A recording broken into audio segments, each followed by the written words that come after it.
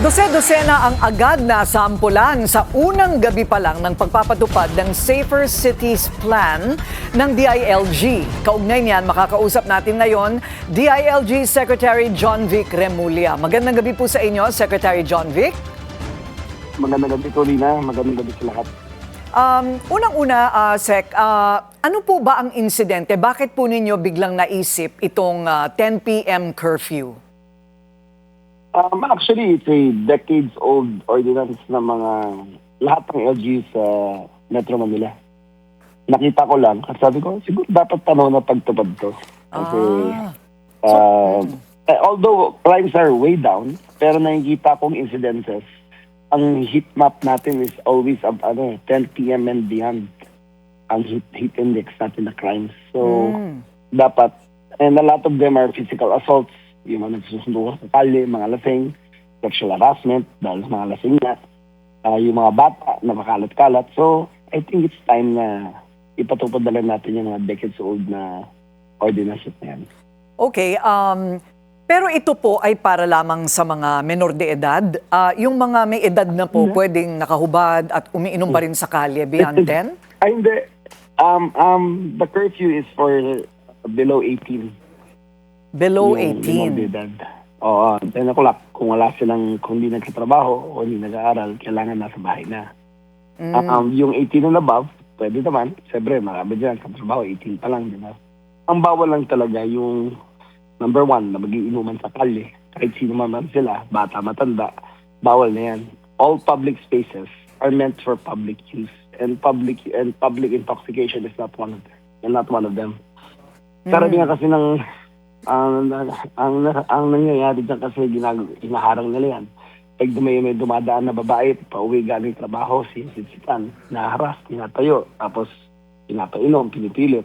O kaya kung may kinikikilan silang dumadaan, o kaya barkada. Kung masama tinginan, nagkakasuntukan, saksakan. So a lot of these incidental crimes occur around that time na nagiinuman yung mga tao. So I thought it best na ipatupad na natin yung batas. Okay, so yan pala ay batas na, hindi lang na-enforce. Okay, ano po yung mga reklamo naman sa mga hindi pumapabor dito sa Safer Cities Plan? Well, si Congresswoman Ko said it's anti-poor. But it applies to everyone. It applies to my son, who is 17 years old. It applies to anyone who lives in the city. Pinataman nila. Kung kahit sino ka man dyan, kung bata ka, you're not supposed to be home, bawal na. Kung matanda ka, nagiinom kayo sa kalye, Forbes Park ba yun, o sa Caloocan, kahit saan sila, it applies to everyone. Okay, so kahit weekend, siguro yung mga bata nag-iisip, paano yan? Pag weekend, di na kami pwede mag-club. 17 and below naman eh. So, bawal naman talaga sila. Bawal naman sila mag-alcohol, nagdadang edad. So, pag-iisipan namin yun kung summer. Pero sa ngayon kasi, we just want to enforce the law as it is written.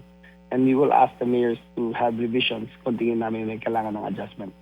Ayun. So, hindi lang sa kalye, basta't any public place, hindi pwede. Pero kung sa mga bahay-bahay, pwede naman. Pwede naman. Wala kami pinagbabawal. Kasi alam mo kung dito pinakadelikado yung naglalakad ka talaga sa gabi. Sabihan, nakita ka, nag-uupo ka, nagiinuman. Napakadelikado niyan. At ang dami nga nagpapasalamat kanina habang nagkatangalian ako yung mga nagsaserve sa amin sa restaurant. Sabi nila, ay Secretary, salamat. Kagabi, maluwag ang kalye namin, wala nang haras. So, I think it will have a great effect to making people feel safer sa city. Kasi, imagine mo naman, uuwi ka galing trabaho, kung aling ka trabaho ka sa Ortigas, uuwi ka na papuntang Caloocan, papuntang Malabon. Tapos, pagbaba mo ng bus, may mag-aharas sa'yo. And you know that the parents are always worried for their children. So, mabuti nang may ganyan tayong ordinance para kahit paano, the streets are a little bit safer. So, ito pong 80 na nasampulan kaagad, ano po ang penalty niyan? You hold them overnight? Paano po? Hindi, sa ngayon, warning pa lang. Warningan pa lang sila. Pero ang penalty niyan can range from 5,000 to 12,000 peso fine and 3 to 6 months in prison kung habitual offender na sila. Oh, Medyo mabigat, lalo na po sa mga mahihirap, ano. Pero, Kung habitual naman, may lugar naman para sa lahat di ba? Hindi naman bawal ang inuman, pero huwag naman sa kalye. At saka yung video okay na yan, na alam naman tayo lahat at Pilipino mahilig kumanta, pero kung dikit-dikit ang bahay, tapos yung mga bata, may pasok sa susunod na araw, gusto ng kabilang bahay, bumibirit hanggang alas 12 ng gabi, tumain nila matulog, magpatulog naman sila. ayun. Kaya kung may complaints, sana tumawag yung public sa 911 at magre-respond yung police agad kung may makita silang ganyan. Okay. Sa missing sabongeros naman po tayo, nasaan na po ba talaga itong si Charlie Atong Ang? Nabalitaan po ninyong nasa Vietnam daw siya? Ang latest reports namin ay nasa Vietnam. Pero ito ay unconfirmed. Meron lang intelligence report na dumating. So we are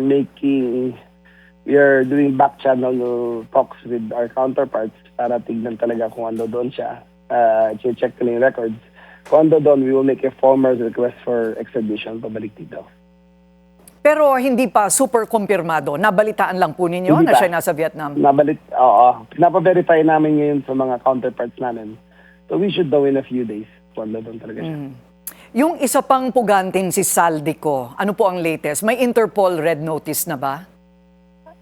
Complied na tayo sa lahat ng requirements.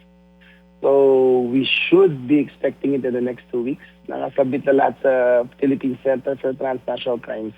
Sila talaga in charge dyan, hindi naman ng PNP. Pero lahat ng requirements na kailangan, binigay na namin. Ayun. Actually, November kami nag-umpisa, pero may parang isa-isa requirements na napukulang. So, kompleto na siya as of 1 month ago. So, i-detail na namin siya. Ma-approve na Interpol International. Okay, good luck. Maraming salamat po sa inyong oras. DILG Secretary John Vic Remulla. Okay po. Salamat po. Manatiling nakatutok sa Bilyonaryo News Channel. Sumubaybay sa aming social media accounts at mag-subscribe sa aming YouTube channel para sa mga bago at eksklusibong balita.